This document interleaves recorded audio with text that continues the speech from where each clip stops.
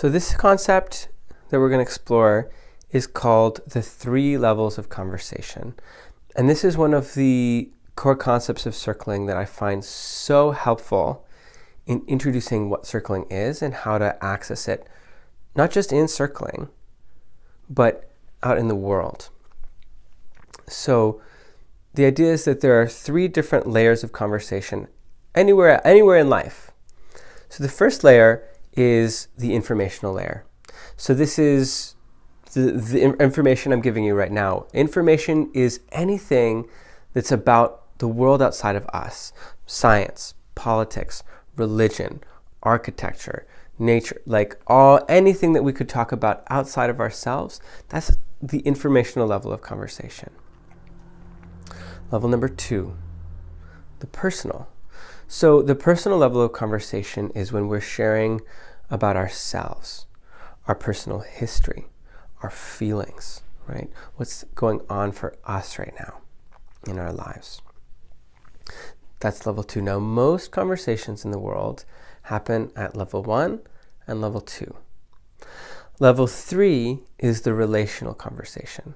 It's the conversation about us, or between you and I, or maybe between us and a larger group. But it's this conversation about connection. And in this conversation about connection, it can look like talking about how the connection feels, something that came up between us, some kind of impact, right? The impact that some interaction had on you. It's questions. How's it going between you and I? I want to check in. When you said something, it unsettled me and I wanted to talk about it. Are you open to that?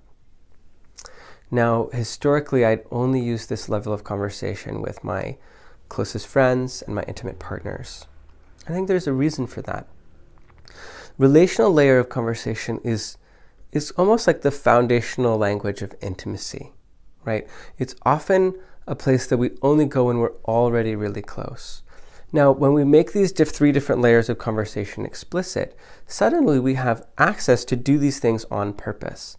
And in circling, we invite in that layer of the relational level of conversation, right? That conversation about us, about the thing that is created when you and I come into contact, our connection.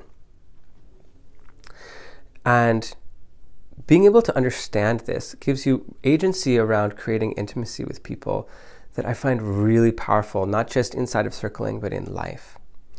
For example, I went out dancing and I had some lovely dances with a woman, and I decided to go and reveal my experience on a relational level. And I shared with her how safe I felt in her embrace, how accepted I felt as a dancer, the sense I had that there was nothing about me that she was trying to defend herself from, and just like the joy that I felt in dancing with her. And no one had ever said anything like that to her before. And we became friends. She eventually became a circler.